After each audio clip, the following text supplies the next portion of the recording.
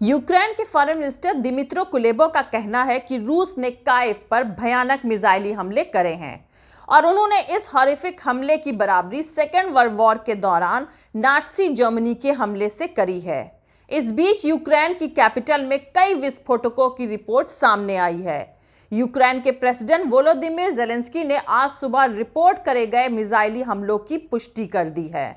उन्होंने कहा है कि ये हमले यूक्रेन के वक्त के मुताबिक सुबह 4 बजे शुरू हुए। उन्होंने कहा कि रूस के हमले में मिलिट्री और नागरिक दोनों ही ठिकानों को निशाना बनाया गया है।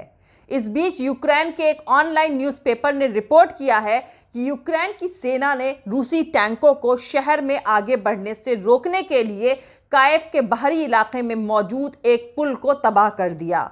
वहीं रूस के हमले में पहले दिन यूक्रेन में 137 लोगों की जानें चली गईं। दूसरी तरफ रूस के यूक्रेन पर हमले के बाद भारत के प्रधानमंत्री नरेंद्र मोदी ने रूसी प्रेसिडेंट व्लादिमीर पुतिन से फोन पर बात करी है। इंडियन फॉरेन मिनिस्ट्री की तरफ से जारी बयान में बताया गया है कि पुतिन ने मोदी को ताज़ा हालातों की जानकारी दी है और मोदी ने पुतिन से बातचीत के जरिए इस मसले को हल करने को कहा। मतलब मोदी और पुतिन के बीच मन की बात हो गई है। नोएडा में बैठे गोदी चैनल अगर चाहें तो इसे मोदी की जीत भी बता सकते हैं, पर फोन पर हुई बातचीत में काम की कोई बात हुई है फिलहाल इसको लेकर कोई खबर नहीं है। लेकिन जब दोनों नेताओं की बातचीत हो रही थी तभी रूसी सेनाओं ने चेर्नोबिल न्यूक्लियर प्लांट पर कब्जा कर लिया। वैसे मन की बात में पुतिन को वही आम घिसी पिटी बात सुनाई गई है कि नाटो और रूस मिलकर बातचीत करें ताकि अमन कायम हो सके। बयान में कहा गया है कि प्रधानमंत्री नरेंद्र मोदी ने पुरानी अवधारणा को दोहराया कि नाटो और रूस के बीच डिफरेंसेस ईमानदार और नेक नियत बातचीत से ही सुलझाए जा सकते हैं। नरेंद्र मोदी ने पुतिन से फौरन वायलेंस रोकने का आग्रह किया और सभी साइड से बातचीत और डिप्लोमेसी के रास्ते पर लौटने के लिए ठोस कोशिश करने की अपील करी है। वहीं यूक्रेन में रूसी कार्रवाई पर भारत का नपातुला रुख अमेरिका को ज्यादा रास नहीं आ रहा है। थर्सडे को जब पत्रकारों ने अमेरिकी प्रेसिडेंट जो बाइडेन से यह सवाल पूछा तो उन्होंने बहुत ही कम अल्फाज में इस तरफ इशारा किया कि अमेरिका भारत के रुख से ज्यादा सेटिस्फाइड नहीं है।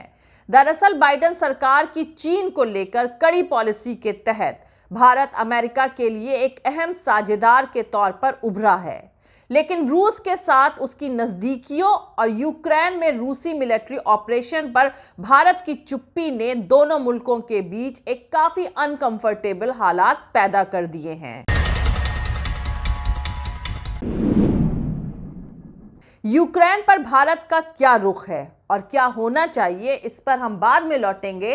पहले यूक्रेन पर रूस के हमले के ताजा हालात जान लें।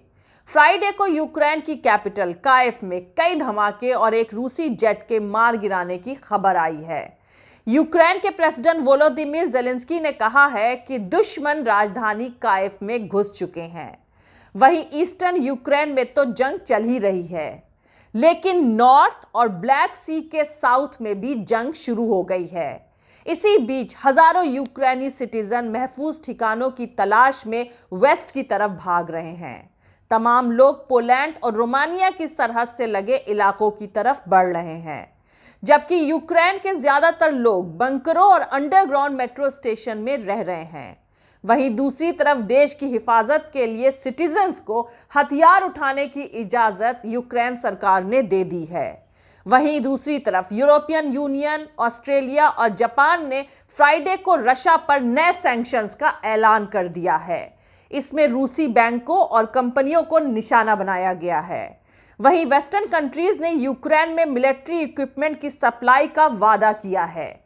दूसरी तरफ रूस के शहरों में सैकड़ों लोग जंग के खिलाफ प्रोटेस्ट कर रहे हैं। कई लोगों को गिरफ्तार भी कर लिया गया है।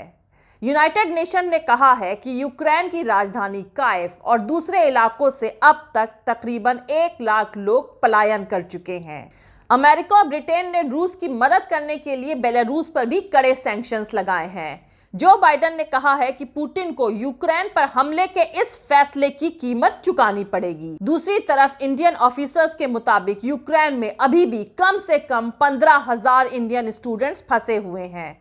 ऐसे वीडियो सोशल मीडिया पर शेयर करे जा रहे हैं जिसमें इंडियन स्टूडेंट्स को एम्बेसी के ऑफिसर से महफूज जगह प्रोवाइड करवाने की गुहार लगाते देखा जा सकता है।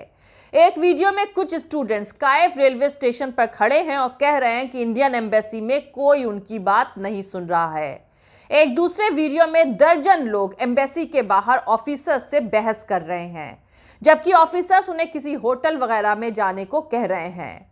वहीं इंडियन एम्बेसी ने थर्सडे की रात को भारतीयों के लिए तीसरी एडवाइजरी जारी करी है, जिसमें उनसे अपने घरों में रहने को कहा गया है।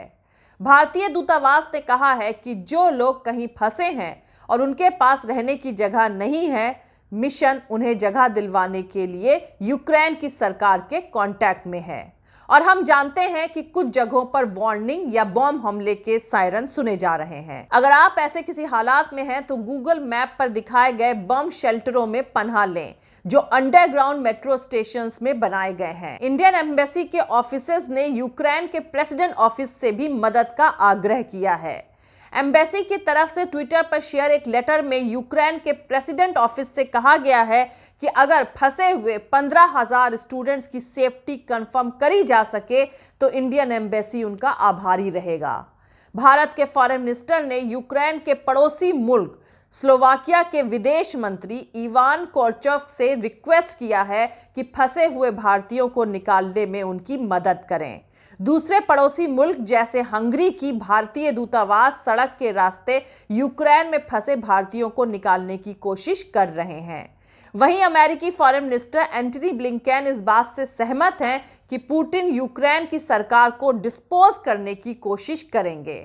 ब्लिंकेन ने कहा है कि यूक्रेन की राजधानी कायफ और दूसरे बड़े शहरों पर हमला कर यूक्रेन की चारों तरफ से घेराबंदी करने की प्लानिंग है। ब्लिंकेन का कहना है कि रूसी हमला यूक्रेन से आगे भी मुमकिन है, लेकिन उन्होंने दोहराया कि अमेरिका नेटो मेंबर्स की हिफाजत के लिए पूरी तरह से कमिटेड है। अमेरिकी विदेश मंत्री ने कहा है कि नेटो के किसी भी एक मेंबर पर हमला उसके सभी मेंबर्स पर हमला है। ब्लिंकेन के मुताबिक राष्ट्रपति बाइडेन इस बात को लेकर बिल्कुल क्लियर हैं कि नेटो के हर इंच की हिफाजत होगी। वहीं बात अगर यूक्रेन पर हमले को लेकर भारत के रुख की करें तो यूक्रेन पर भारत ने अब तक खुलकर कुछ नहीं बोला है। हालांकि मोदी ने रूस के राष्ट्रपति व्लादिमीर पुतिन से बातचीत में हिंसा रोकने का आग्रह किया था, लेकिन बीते ट्यूसडे को पेरिस में एक कॉन्फ्रेंस में भारत के फॉरेन मिनिस्टर एस जयशंकर ने कहा था कि यूक्रेन के मुद्दे पर जो कुछ हो रहा है वो नेटो के एक्सपेंशन और सोवियत दौर के बाद रूस के वेस्टर्न कंट्रीज के साथ रिश्तों से जुड़ा हुआ है। जबकि इंडो पैसिफिक यूरोपियन फोरम में शामिल दूसरे विदेश मंत्रियों की तरह जापानी विदेश मंत्री योशिमासा हायाशी ने रूस को शार्पली क्रिटिसाइज किया है, जबकि इंडियन फॉरेन मिनिस्टर ने अपना पूरा ध्यान चीन की तरफ से पैदा करे गए कथित खतरों पर फोकस रखा। यहां पर आपको बता दूं कि इससे पहले यूएन सिक्योरिटी काउंसिल में भी भारत ने जिस तरह का बयान दिया था उसे रूस के फेवर में माना गया है। यूक्रेन पर भारत ने कहा था कि सारे पक्षों की सेफ्टी सिक्योरिटी से रिलेटेड फिक्र पर ध्यान दिया जाना चाहिए। रूस ने भारत के इस रुख का वेलकम करते हुए कहा है कि यूक्रेन के हिस्सों को मिला रिकॉग्निशन इंटरनेशनल कानून के तहत वैलिड है। रूस के साथ भारत के रिश्ते काफी पुराने हैं, लेकिन बीते कुछ सालों में अमेरिका और भारत की नजदीकियां बढ़ी हैं। फिर भी रूस भारत के लिए सबसे बड़ा डिफेंस साझेदार बना हुआ है। वहीं भारत 15 मेंबर्स वाली यूएन सिक्योरिटी काउंसिल का मेंबर है, जहां फ्राइडे को रूस की निंदा में एक प्रपोजल पर वोटिंग हो सकती है।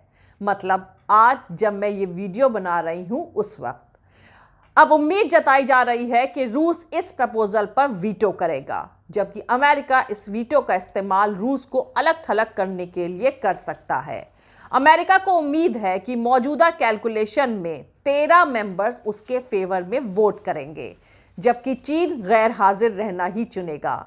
लेकिन भारत अमेरिका के फेवर में वोट करेगा या नहीं, ये पक्के तौर पर नहीं कहा जा सकता है। इस मुद्दे पर एक बार पहले भी इसी महीने वोटिंग हो चुकी है, जिसमें भारत ने गैर हाजिर रहना ही चुना था।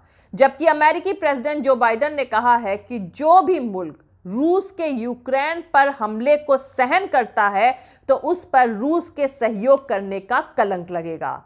जबकि जो बाइडेन से जब पूछा गया कि क्या भारत अमेरिकी स्ट्रेटजी से सहमत है, तो उन्होंने कहा, हम आज भारत से सलाह मशवरा कर रहे हैं, हमने ये मामला अब तक पूरी तरह नहीं सुलझाया है। जय हिंद, सत्यमेव जयते, अल्लाह हाफिज। दोस्तों, हमारा पूरा वीडियो, दूसरे और वीडियोस देखने के लिए हमारे YouTube channel political Tamasha with doctor Arshi को सब्सक्राइब करके वहां पे लगी बेल आइकॉन को ज़रूर दबा दें ताकि आपको हमारे आने वाले हर वीडियो की अपडेट्स मिलती रहे। और दोस्तों, अगर आपको हमारा काम पसंद आता है, हमारे वीडियोस पसंद आते हैं, तो www.patreon.com/dr अर्शी खान पर जाकर डोनेट करके आप हमारे काम को सपोर्ट कर सकते हैं। दोस्तों, अगर आपको हमारा वीडियो पसंद आता है तो लाइक और शेयर करना हरगिज़ नहीं भूलें। आप हमें फॉलो भी कर सकते हैं हमारे ट्विटर, इंस्टाग्राम और फेसबुक पेज पर। मेरा ट्विटर हैंडल है @arshi_aziz khan। थैंक यू, मिलते हैं अगले वीडियो में।